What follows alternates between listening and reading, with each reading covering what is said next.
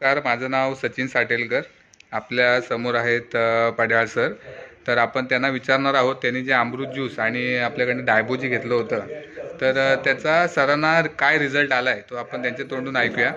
Sir, आपलं नाव आणि आपली जरा थोडीशी माहिती सांगा. सर, माझं नाव रामचंद्र देवजी पड्याळ. माझं गाव आहे तिवरे बेंदवाडी. पण सध्या मी बदलापूरमध्ये राहतो. मी सर्व्हिसला इन्कम टॅक्स ऑफिसमध्ये हेड ऑफिस चर्चगेटला आहे. ओके.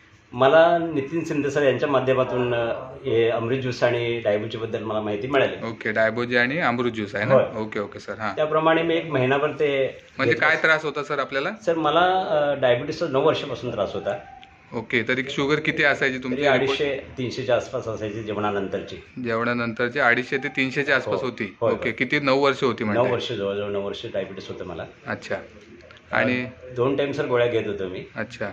पण मला नितीन शिंदे सरांच्या माध्यमातून या अमृत ज्यूसबद्दल माहिती मिळाली. ओके तर एक महिनाभर मी सातत्याने त्याने सांगितल्याप्रमाणे ते ज्यूस घेतलं ओके. आणि रिपोर्ट चेक केल्यानंतर मला सांगायला एवढा आनंद वाटतो आहे सर की डॉक्टर माझे जे MD मेडिसिन सोमशेखर गव्हर्नमेंटचे डॉक्टर आहेत. ओके. त्याने रिपोर्ट बघितल्यानंतर मला विचारलं की बाबा हे काय केलं, कारण 100च्या आतमध्ये माझं शुगर आलं जेवणानंतरचं. अच्छा.